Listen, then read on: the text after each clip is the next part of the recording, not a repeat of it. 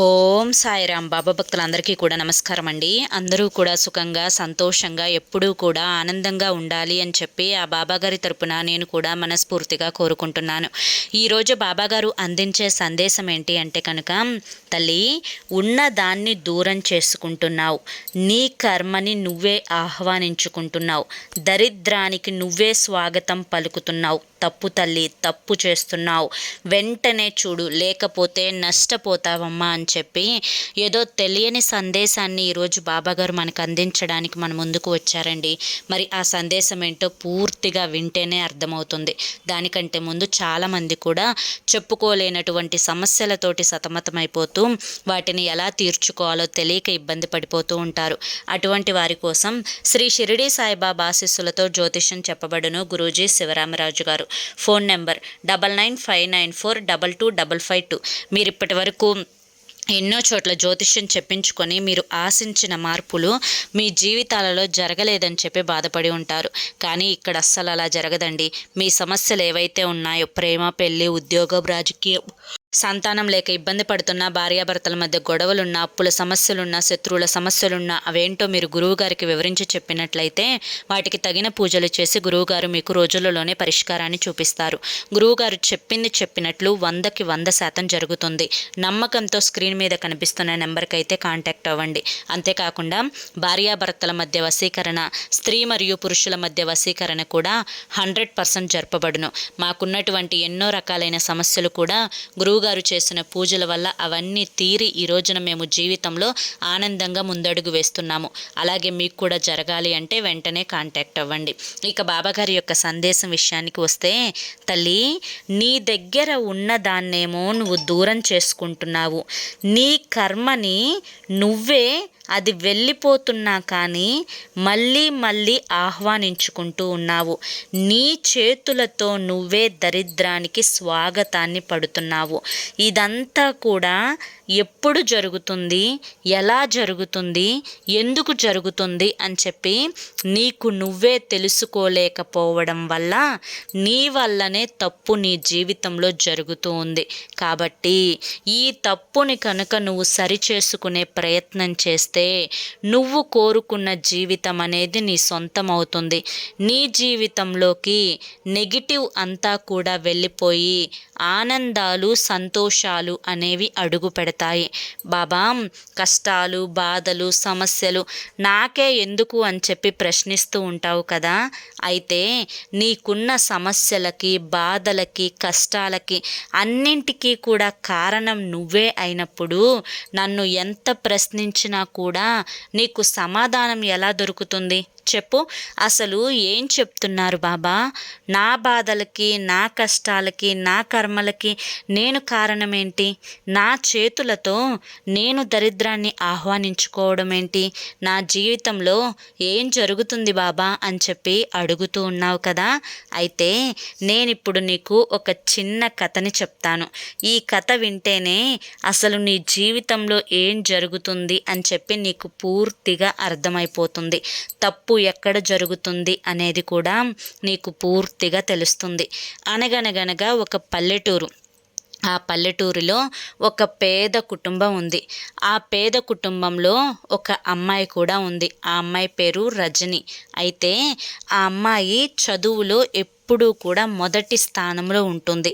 అది చిన్న పల్లెటూరు కాబట్టి ఆ ఊరిలో చిన్న హై స్కూల్ అంటే ఒక 1వ తరగతి నుంచి 10వ తరగతి వరకు ఒక స్కూల్ అయితే ఉంది. అంటే 1వ తరగతి నుంచి 5వ తరగతి వరకు మామూలుగా చిన్న స్కూల్ అనమాట. 6వ తరగతి నుంచి 10వ తరగతి వరకేమో హై స్కూల్ ఉంటుందన్నమాట. అది కూడా గవర్నమెంట్కి సంబంధించిన స్కూలు. పైగా వీరు పేద కుటుంబం, తక్కువ కులం కావడంతో ఆ పుస్తకాలు, పెన్నులు, చదువుకి సంబంధించినవన్నీ కూడా చివరికి భోజనంతో సహా కూడా ఆ గవర్నమెంట్ స్కూల్లోనే రజనీకి అన్నీ కూడా అందేవన్నమాట. కాబట్టి ఆడపిల్ల కాస్తో కూస్తో ఒక అక్షరం మొక్క వస్తే మంచిది కదా అని చెప్పి వాళ్ళ అమ్మా నాన్నకి స్తోమత లేకపోయినా గవర్నమెంట్ పెట్టుకుంటుందిలే ఖర్చు అన్న ఉద్దేశంతో ఆ యొక్క చదువు అయితే చదివించారు. ఎలాగో కష్టపడి ఆ అమ్మాయి అయితే మంచి మార్కులతోటి 10వ తరగతి కూడా పాస్ అయిపోయింది. ఇక 10వ తరగతి పాస్ అయిన తర్వాత ఎన్ని మంచి మార్కులు వచ్చినా కూడా ఆ ఊరిలో ఆడపిల్లలని పై చదువులకి మరొక ఊరు పంపించరు. కారణం, వీరు మట్టి పనులు చేసుకుంటూ బ్రతికేవారు. ఏ రోజుకు ఆ రోజు తెచ్చుకొని తినేవాళ్ళు కావడం చేత మళ్ళీ పై చదువులకి అంటే ఆ యొక్క కాలేజీలకు పంపించాలి అంటే ఫీజులని, హాస్టల్లో ఉండాలి అంటే ఫీజులని, భోజనానికి ఖర్చు అని చెప్పి ఇలా ఎగస్ట్రా ఖర్చు అనేది భరించే ఓపిక వ్యవసాయం చేసుకునే వారి దగ్గర అస్సలు ఉండేది కాదనమాట. అయితే ఇక ఆ అమ్మాయి రజని చాలా బాధపడింది. ఎందుకంటే ఆ అమ్మాయికి చదువు అంటే ప్రాణం. 10వ తరగతి వరకు ఎంతో కష్టపడి చదువుకున్నది. చదువు యొక్క విలువ ఏంటో ఆ అమ్మాయికి బాగా తెలుసు. కానీ పరిస్థితుల వల్ల వాళ్ళ అమ్మని నాన్నని నోరు తెరిచి నన్ను చదివించు అని చెప్పి అడగలేకపోయింది. ఇక భగవంతుని ఆశీర్వాదం ఆ అమ్మాయి మీద ఉందో లేకపోతే ఏ అదృష్టమో సరస్వతీదేవి కటాక్షమో తెలియదు, కానీ ఒకరోజు ఆ ఊరికైతే గవర్నమెంట్ ఉద్యోగులైతే వచ్చారు. ఆ ఉద్యోగులు వచ్చి ఒక్కొక్క ఇంటిని సర్వే చేస్తూ ఉండగా ఈ అమ్మాయి వాళ్ళ ఇంటికి కూడా వచ్చారు. ఈ అమ్మాయి మంచిగా చదువుతుంది, మంచి మార్కులు వచ్చాయి అని చెప్పి మాటల్లో తెలుసుకున్నారనమాట. తెలుసుకున్న తర్వాత అందులో ఒక ప్రభుత్వ ఉద్యోగి, ఎందుకు మరి ఇంత మంచి మార్కులు వచ్చిన అమ్మాయిని ఇంట్లోనే కూర్చోబెట్టుకున్నారు, చక్కగా పై చదువులు చదివించాల్సింది కదా, ఈ అమ్మాయి ఇంత బాగా చదివే అమ్మాయి కదా, నువ్వైనా ఎలా ఊరుకున్నావమ్మా, నాన్నని అడగొచ్చు కదా అని చెప్పి అనడంతో పరిస్థితి అంతా కూడా వివరించి చెప్పారనమాట. అలా వివరించి చెప్పిన తర్వాత ఆ ప్రభుత్వ ఉద్యోగి వాళ్ళ యొక్క బాధలు అన్నింటినీ విని, మీరేం బాధపడవద్దు, ఇప్పటి నుంచి కూడా ఆ అమ్మాయికి అయ్యే ప్రతి ఖర్చు చివరికి ఆ అమ్మాయికి ఉద్యోగం వచ్చేంత వరకు కూడా ఈ అమ్మాయికి వచ్చిన మార్కులను బట్టి గవర్నమెంటే సహాయం చేస్తుంది. పైగా ఈ అమ్మాయి మంచిగా చదివే పిల్ల కాబట్టి తొందరగా ఉద్యోగాన్ని కూడా సంపాదించుకుంటుంది అని చెప్పి ఆ ప్రభుత్వ ఉద్యోగి వాళ్ళ నాన్నకైతే చెప్తాడనమాట. ఇదంతా కూడా అమ్మాయి రజని అక్కడే నుంచొని చాలా ఆశగా ఇష్టంగా వింటుందనమాట.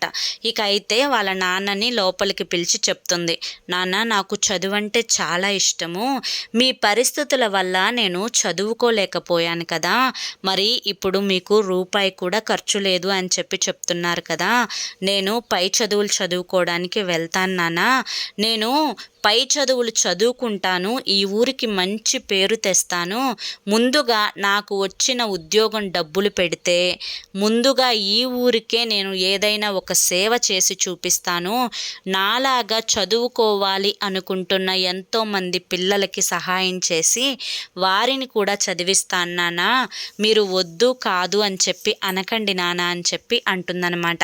ఇక కూతురు అడిగితే తండ్రి కాదంటారా, సరేనమ్మా నీ ఇష్టం వచ్చినట్లుగా నువ్వు చదువుకో, నాకు ఎటువంటి అభ్యంతరం లేదు అని చెప్పి వాళ్ళ నాన్న కూడా పర్మిషన్ అయితే ఇస్తాడనమాట. ఇక అదే వాళ్ళ యొక్క సారు అంటే గవర్నమెంట్ ఉద్యోగస్తుడు ఎవరైతే వచ్చారో వాళ్ళ ఇంటికి అతనితో చెప్తారు, అయ్యా మీ ఇష్టం, మా అమ్మాయిని మీ చేతుల్లో పెడుతున్నాము, తనకి ఎక్కడ చేర్పించాలి, ఏ చదువులో చేర్పించాలి, ఏది చదివితే తనకి మంచి ఉద్యోగం వస్తుంది, అన్ని వివరాలు కూడా మీకే తెలుసు, మాకేమీ తెలీదు, కాబట్టి మీరు ఎక్కడికి రమ్మంటే అక్కడికి వస్తాము, మా అమ్మాయిని మంచి కాలేజీలో చదివించండి అని చెప్పిన తర్వాత సరేనని చెప్పి తర్వాత రోజు వాళ్ళు బయలుదేరి పట్నం వెళ్ళి కళాశాలలో ఆ అమ్మాయిని అయితే చేర్పిస్తారనమాట. ఇలా చేర్పించిన తర్వాత అది పై చదువులు చదివిన పిల్లలు కూడా చాలామంది ఆ యొక్క అంటే ఆ స్కూల్ చదివేటప్పుడు హై స్కూల్ చదివేటప్పుడు ఫస్ట్ క్లాస్ నుంచి 10వ తరగతి వరకు కూడా ఇంగ్లీష్ మీడియం చదివిన పిల్లలు ఉంటారు కదా, ఆ పిల్లలు కూడా ఈ అమ్మాయితో పాటు ఉన్నారనమాట.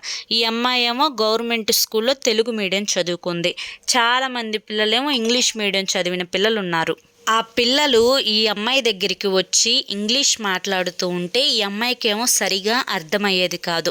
నువ్వు పల్లెటూరు అమ్మాయివి, నువ్వు ఎందుకు పనికిరాని అమ్మాయివి, మీదొక పేద కుటుంబం అని చెప్పి పక్కనున్న పిల్లలు ఏదో ఒక రకంగా ఈ అమ్మాయిని హింసించడం అయితే మొదలు పెట్టారనమాట. ఎవరు ఎన్ని మాటలు అంటున్నా, ఎవరు ఎన్ని రకాలుగా హింసిస్తున్నా కూడా ఆ అమ్మాయి మనస్సులో ఒక్కటే దృష్టి, ఒక్కటే లక్ష్యం, నేను చదువుకోవాలి, చదువుకోవాలి, నా ఊరికి ఏదైనా కానీ సేవ చేయాలి అని. కాబట్టి పక్కన పిల్లలు ఏ మాటలు మాట్లాడుతున్నా కూడా ఆ అమ్మాయి అస్సలు పట్టించుకునేది కాదు. చాలా కష్టపడి చదువుకునేది. పైగా తన తోటి విద్యార్థులతో పాటు చదివే పిల్లలతోటి బాగా మంచిగా ఉంటారు కదా, కొంతమంది ఎగతాళి చేసే పిల్లలు ఉంటే మరి కొంతమంది మంచి పిల్లలు ఉంటారు కదా, ఆ మంచి పిల్లలతోటి మంచి స్నేహాన్ని ఏర్పరచుకొని వారి ద్వారా చిన్న చిన్నగా ఇంగ్లీష్ అనేది నేర్చుకొని అక్కడ ఉన్న లైబ్రరీకి వెళ్ళి అక్కడ ఇంగ్లీష్ పుస్తకాలు అనేవి తీసుకొని వాటిట్లో నుంచి కూడా ఇంగ్లీష్ నేర్చుకొని కష్టపడి చదివి ఆ అమ్మాయి ఆ కాలేజీలో టాప్ 2 ర్యాంకులో పాస్ అయింది. అంటే కాలేజీ మొత్తం మీద సెకండ్ ర్యాంక్ అయితే తెచ్చుకుందనమాట. ఫస్ట్ ర్యాంక్ అయితే ఒక అమ్మాయి తెచ్చుకుంటే ఈ అమ్మాయి ఏమో సెకండ్ ర్యాంక్ అయితే తెచ్చుకుంది. అలా ఆ కాలేజీలో కూడా ఇంటర్ సెకండ్ ఇయర్ వరకు చదివిన తర్వాత ఆ అమ్మాయి ఎంబీఏ కోర్స్ తీసుకుంటుంది. అలా ఎంబీఏ కూడా పూర్తి చేసుకున్న తర్వాత వేరేది తీసుకొని మంచిగా చదువుకొని తనకంటూ ఒక గవర్నమెంట్ ఉద్యోగాన్ని అయితే సంపాదించుకుంటుందన్నమాట.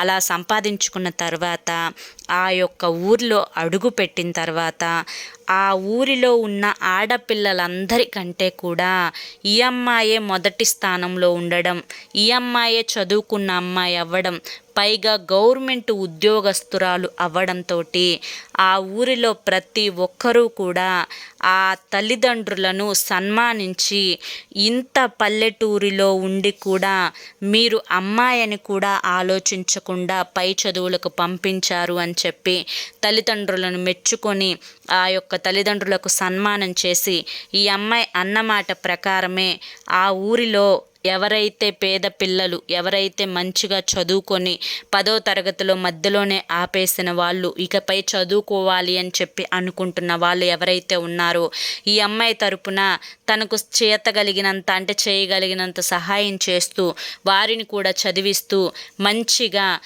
ఆ అమ్మాయికంటూ ఆ ఊరిలో ఒక ప్రత్యేకమైన పేరుని గుర్తింపును తెచ్చుకొని తన యొక్క తల్లిదండ్రుల పేరుని కూడా నిలబెట్టిందనమాట.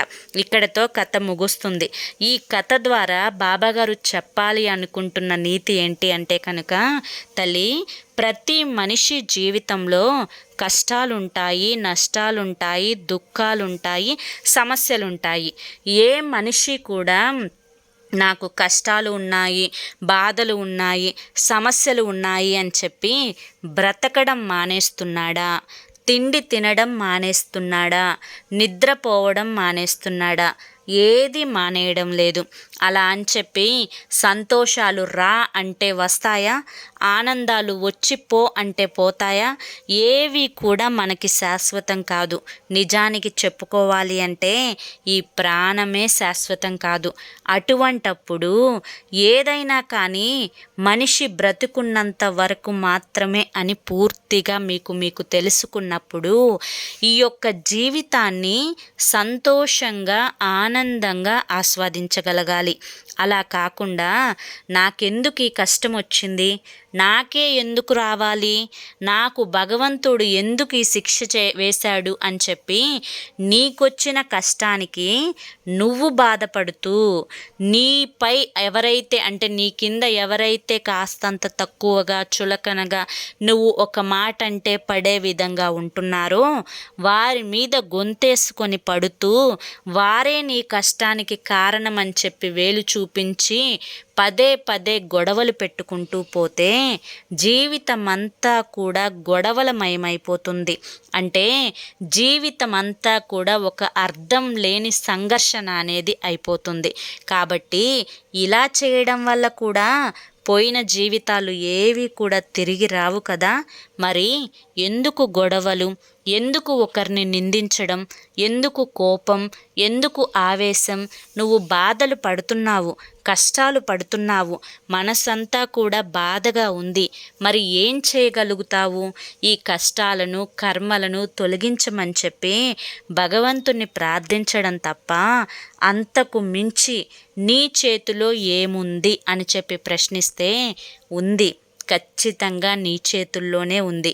ఎందుకంటే తల్లి, ఈ యొక్క భూమి మీద ఉన్న సమస్త ప్రాణికోటిలో మనిషికి మాత్రమే ఏ కష్టాన్నైనా కూడా ఎదిరించగలిగే తెలివితేటలు అనేవి ఉంటాయి. ఏ జీవికి లేని తెలివితేటలు మనిషికి ఉంటాయి. కాబట్టి మొదట ప్రతి మనిషికి ఉండే కష్టాలే కదా అని చెప్పి నీ కష్టాలని నువ్వు తేలికగా తీసుకోవాలి. అంతేకాకుండా నీ మీద నీకు నమ్మకం అనేది ఏర్పడాలి. నిన్ను నువ్వు బలంగా మార్చుకోవాలి. నీ మనసుకు నువ్వు ధైర్యాన్ని చెప్పుకోవాలి. నువ్వు ఏ పనైతే చేయగలవో, నీకు ఎందులో అయితే టాలెంట్ ఉందో అందులో నువ్వు ఒక పట్టు పట్టాలి. అంటే నీవు ఎంచుకున్న లక్ష్యం కోసం ఎంత కష్టమైనా పడాలి. మొదటిసారి నువ్వు ఓడిపోవచ్చు, రెండవసారి ఓడిపోవచ్చు, కానీ మూడవసారి ప్రతిఫలం అనేది ఖచ్చితంగా వచ్చి తీరుతుంది కదా. కాబట్టి కష్టం వచ్చినప్పుడు కుంగిపోకూడదు, సుఖం వచ్చినప్పుడు గంతులేయకూడదు. మనిషి మనసు అనేది కష్టాన్ని, నష్టాన్ని, బాధని అన్నింటినీ కూడా ఒకేలాగా చూడగలగాలి. అప్పుడే ఏ సమస్యలు కూడా ఉండవు. కాబట్టి నీకు నువ్వే ఎప్పుడైనా కానీ సంతోషంగా ఉండాలి అని నిర్ణయించుకుంటే నువ్వు సంతోషంగా ఉండగలుగుతావు. లేదు, నా కర్మ ఇలా అయిపోయింది అని చెప్పి బాధపడుతూ ఉంటే నీ మనసులో బాధ పెరిగిపోవడంతో పాటుగా నీ చుట్టూ ఉండే వాతావరణం కూడా అంధకారంలోకి వెళ్ళిపోతుంది. ఏ పని చేయబుద్ధి కాదు. ఎప్పుడూ కూడా పడుకోవాలి అనిపిస్తుంది. మనసంతా కూడా గందరగోళంగా ఏర్పడుతుంది. మానసిక ప్రశాంతత అనేది లేకుండా పోతుంది. ఇలా నీ కర్మని నువ్వు ఆహ్వానించుకుంటావా చెప్పు? నీ యొక్క దరిద్రానికి నువ్వే స్వాగతం పలుకుతావా చెప్పు? మరి ఇలా చేస్తే నీ దరిద్రానికి నువ్వు స్వాగతం పలికినట్లే కదా. హే పోనీ, ఎవరికి లేని కష్టాలు, ఎవరికి లేని సమస్యలు నాకే ఉన్నాయా ఏంటి ఈ ప్రపంచంలో అనుకొని ఒక అడుగు ముందుకు వేసి చూడు. జీవితం ఎంత సంతోషంగా గడుస్తుందో. తల్లి, ఎప్పుడైనా కానీ మనిషి చనిపోవాల్సిందే. చనిపోతాము అని తెలిసి కూడా మనిషి ఆశపడతాడు. మనిషి సరదాగా జీవించాలి అనుకుంటాడు. ఇంకొన్ని సంవత్సరాలు ఎగస్ట్రా బ్రతకాలి అనుకుంటాడు. మరి ఈ ఆశే మనిషిని బ్రతికిస్తుంది. కాబట్టి నీవు సంపాదించాలి అనుకుంటున్న లక్ష్యం ఏదైతే ఉందో దాని మీద ఆశపడు. దానికోసం పోరాటం చెయ్యి. దానిలో గెలుపు పొందే ప్రయత్నం చెయ్యి. ఎవరైతే నిన్ను హేళనగా చూశారో, ఎవరైతే నిన్ను చిన్న చూపు చూశారో, ఎవరైతే నిన్ను తక్కువగా చేసి మాట్లాడారో వారు నువ్వు వస్తే లేచి నుంచునే స్థాయికి నువ్వు ఎదగాలి. ఎప్పుడైనా కానీ పడ్డ చోటే లెగవాలి అన్నట్లు, పోయిన చోటే వెతుక్కోవాలి అన్నట్లు ఎవరైతే అవమానించారో వారి చేతనే శబాష్ అని చెప్పి అనిపించుకోవాలి తప్ప 4 గోడల మధ్య ఏడుస్తూ కూర్చుంటే జీవితంలోకి సంతోషాలు రావు తల్లి. 4 గోడల మధ్య ఎవరితో మాట్లాడకుండా ఒంటరిగా నాకే బాధలు వచ్చాయి అని చెప్పి కూర్చుంటే నీ యొక్క బాధలు ఏవి పోవు, అంతకి అంతా ఎక్కువ అవుతాయి తప్ప. కాబట్టి బాధలు తీరే మార్గాన్ని కోసం ఎతుకు. బాధలు తీర్చుకోవడానికి ఏ ప్రయత్నం చేయాలో ఆలోచించు. ఆ యొక్క ఆలోచన నీ మెదడులోనే నుంచి పుడుతుంది. నువ్వు ఏ ఆలోచన చేసి నీ యొక్క సమస్యను గట్టెక్కించుకోవాలో ఆ యొక్క ఆలోచన కూడా నీ దగ్గరే ఉంది. కాబట్టి నువ్వు ఇప్పటి నుంచి సంతోషంగా ఉండే ప్రయత్నం చెయ్యి. నీ యొక్క సంతోషానికి, నీ యొక్క ఆనందానికి, నీ యొక్క ఆరోగ్యానికి నువ్వు స్వాగతం పలుకు. నీ యొక్క అదృష్టానికి నువ్వు స్వాగతం పలుకు. అంతేకాని కర్మలకి, దరిద్రాలకి, నష్టాలకి, వీటికి కాదు. అర్థమైంది కదా? నేనేం చెప్తున్నా కూడా అది నీ మంచి కోసమే, నా బిడ్డ సంతోషంగా బ్రతకడం కోసమే. అర్థమైంది కదా? మళ్ళీ మళ్ళీ చెప్తున్నాను, ఎందుకు చెప్పానా అని చెప్పి అర్థం చేసుకో.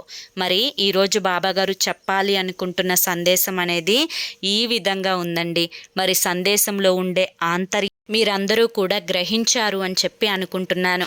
మరి బాబాగారి యొక్క సందేశం మీ అందరికీ కూడా నచ్చింది అనుకుంటున్నాను.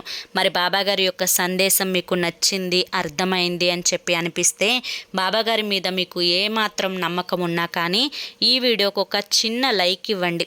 లైక్ ఇచ్చిన వెంటనే హైప్ అని వస్తుంది. హైప్ ఇచ్చి కింద పాయింట్స్ మీద క్లిక్ చేస్తే ఈ వీడియోకి కొన్ని పాయింట్స్ అనేవి యాడ్ అవుతాయి. దాని ద్వారా మరి కొంతమంది బాబా భక్తులకు ఈ వీడియో అనేది రీచ్ అవుతుందన్నమాట. ఇంకా మీ ఫ్రెండ్స్ అండ్ ఫ్యామిలీలో ఎవరికైనా కానీ ఈ వీడియో వారికి ఉపయోగకరం అనిపిస్తే వారికి కూడా వీడియోని షేర్ చేయండి. మొదటిసారి మన సాయి పిలుపు ఛానల్లోకి వచ్చినట్లయితే కనుక మన ఛానల్ని సబ్స్క్రైబ్ చేసుకొని సపోర్ట్ చేయండి. రేపు మరొక మంచి వీడియోతోటి మళ్ళీ కలుసుకుందాం. అంతవరకు కూడా ఆ యొక్క బాబాగారి ఆశీస్సులు మీ మీద, మీ కుటుంబ సభ్యుల మీద ఎల్లకాలం ఉండాలి అని చెప్పి మనస్ఫూర్తిగా కోరుకుంటూ సర్వే జన సుఖినో భవంతు. ఓం సాయిరామ్.